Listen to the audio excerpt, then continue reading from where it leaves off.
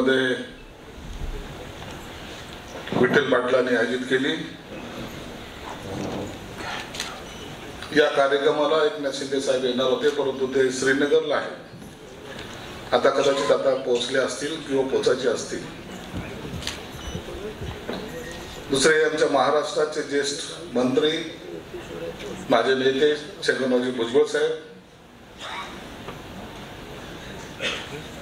माननीय मंत्री उदय सामंत साहेब, माझे मित्र ज्यांनी आम्हाला गुवाहाटीचा प्रवास चांगला केला,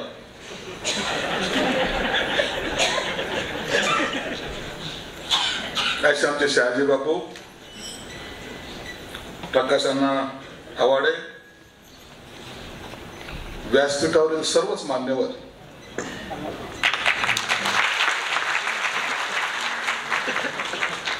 हे एक महाराज आले।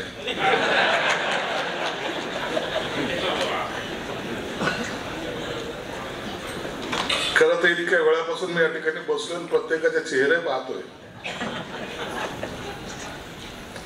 आणि प्रत्येकाच्या चेहऱ्यावरच एकच दुःख मी पाहतोय, अरे आम्ही बोलणारे लोक तुमचं ऐकतोय कसं? सगळा जर बसलेला प्रत्येक माणूस हा बोलका। आता आम्हाला यांचं ऐकावं लागेल की काय? हा सुद्धा आयुर्भाव काही लोकांच्या चेहऱ्यावर दिसतोय। भुजबळ साहेब या वारकरी संप्रदायापासून फार काही शिकलेलो आहे। माझा एक मतदारसंघ असा आहे की माझ्या मतदारसंघामधला एक भाग बजाजनगर म्हणून वसाहत आहे। तुम्हाला कल्पना नसेल त्या ठिकाणी मंदिरं किती असावीत। असा कोणताही देव शिल्लक ठेवलेला नाही त्या बजाजनगर मध्ये जो तिथं नाहीये। म्हणून सप्ताह हा आमच्याकडचा रोजचा भाग आहे।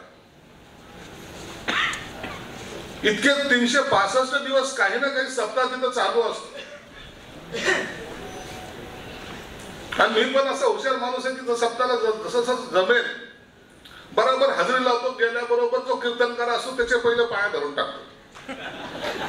मला माहिती या कीर्तनकार बोलायला सुरुवात केला तर हा आपल्यावरच बसेल, म्हणून पहिले त्यालाच नमन करून घ्या। कीर्तनकार कितीही चांगला असला तरी राजकीय बोलल्याशिवाय त्यांनाही सुद्धा भागत नाही।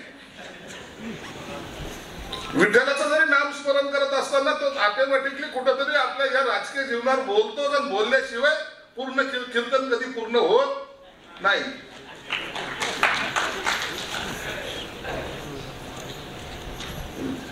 विठ्ठलांना मी तुम्हाला काका तुम्हाला मी नंतर पाहिलो, कुठं आणून मला फसवले तुम्हाला नंतर पाहतो। एखाद्याने शिक्षण देण्याची इतकी मोठी